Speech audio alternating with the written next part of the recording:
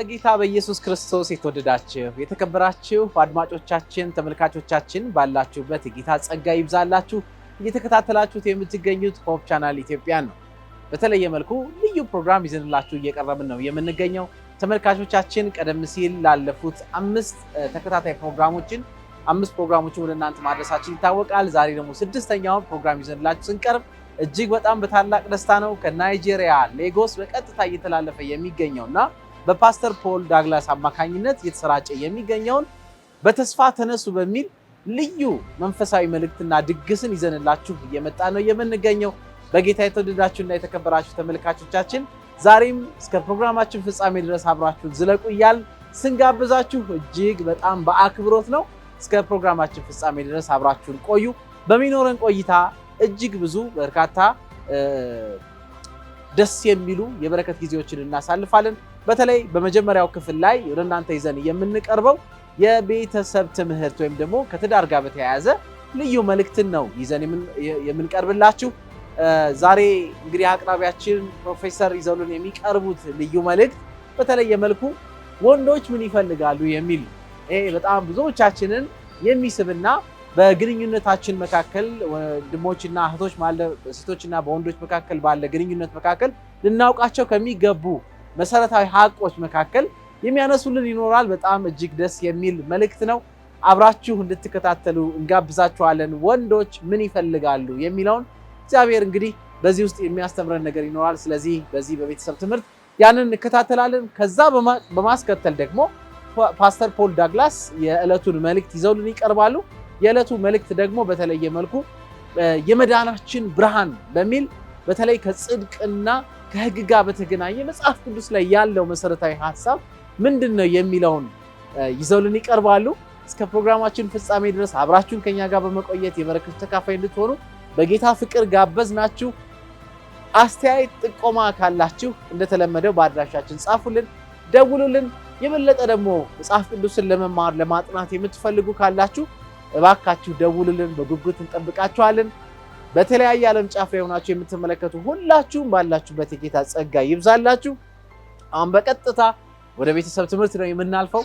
መልካም የትምህርት ጊዜ እንዲሆን እንመኛለን። ጌታ ጸጋውን ከሁላችን ጋር ይሁን። ሰላም ሁኑልን። መልሰን እንገናኛለን።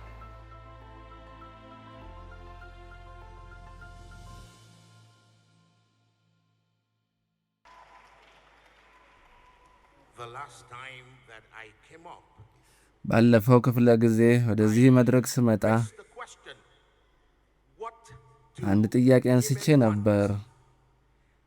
ምንድነው ሴቶች የሚፈልጉት? ገና ወደ ዋናው ችግር አልገባሁም። ወደ ቀጣዩ እርምጃ እሄዳለሁ። ወንዶች ምን ይፈልጋሉ? እንግዲህ ላስከፋችሁ ሴቶች፣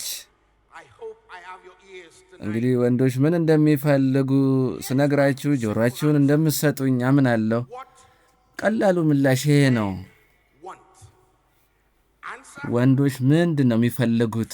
መልሱ መግቢው ልትሉ ትችላላችሁ። ምንድነው እንደሚፈልጉት? ምንድነው እንደሚፈልግ?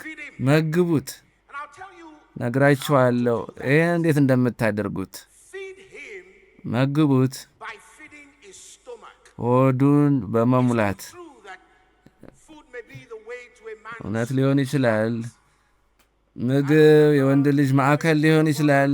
አስታውሳለሁ እናቴ የምትሰራልኝ ምግብ ሞይሞ የተባለ ባህላዊ ምግብ ሮብ ማታና ቅዳሜ ማታ ይሰራልኝ ነበር።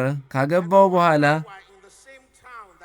እንግዲህ እናቴ በኖረችበት ከተማ ነው የኖርነው እኔና ሚስቴ።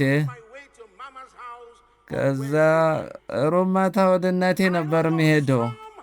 እንዴት እንደሆነ አላቅም። እግሬ ግን ወደ እናቴ ቤት እንደገና ቅዳሜ ማታ ይሄዳል እግሬ።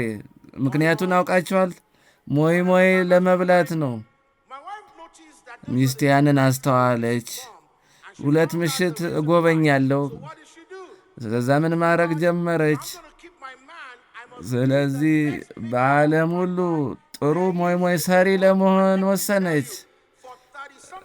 አሁን 30 ዓመት ሆኖናል። እንደኔ ሚስት ሞይ የሚሰራ የለም።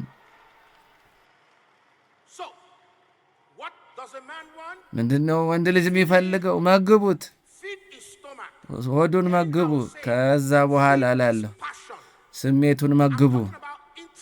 ማወራው ስለ ቅርብ ግንኙነት ነው። መግቡት።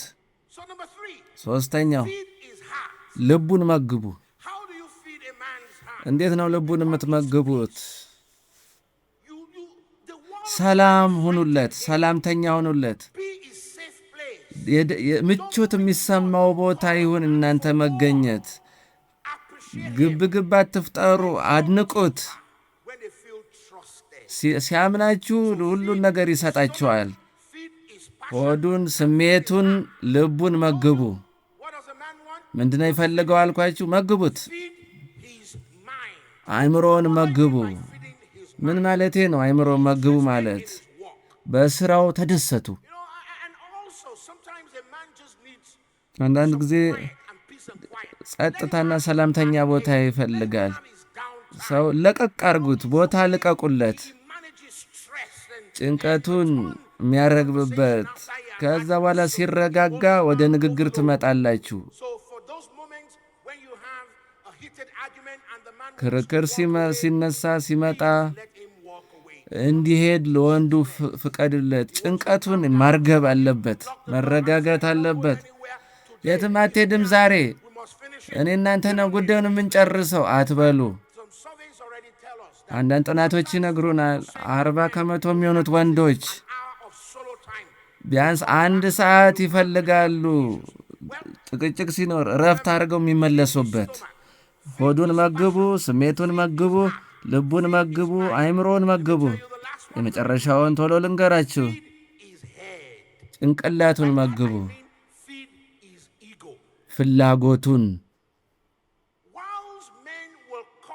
ወንድ ልጅ ፍቅርን ሲፈልግ ፍቅር የምንሰጠው በአክብሮት ነው። እንግዲህ በዚህ ቤት ወንዶች አላችሁ፣ አሜን በሉ ልስማችሁ እስቲ። ወጣት ወንዶችም ካላችሁ ክብር ይፈልጋል።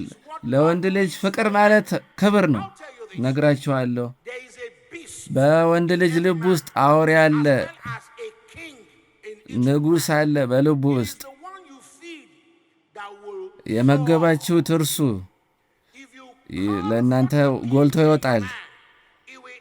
ንጉሡን ከመገባችሁት ልክ እንደ ንጉሥ ይሆናል። ያን ለማድረግ ማክበር ነው። እሴቱን የሚሰጠውን ክብር ስጡት፣ አታዋርዱት። ንጉሥ እንደሆነ እንዲሰማው አድርጉት። በቃላችሁ ወድሃለሁ ልትሉ ትችላላችሁ፣ ግን በንግግራችሁ ትሰብሩታላችሁ። ታማኝ እንደሆናችሁ ለእሱ ልትነግሩ ትችላላችሁ፣ ተግባራችሁ ግን ክብር ሊያሳጣው ይችላል። የምለምናችሁ ነገር ይሄ አክብሩ ማለት ባሪያ ሁኑ ማለት አይደለም፣ መገዛት ነው።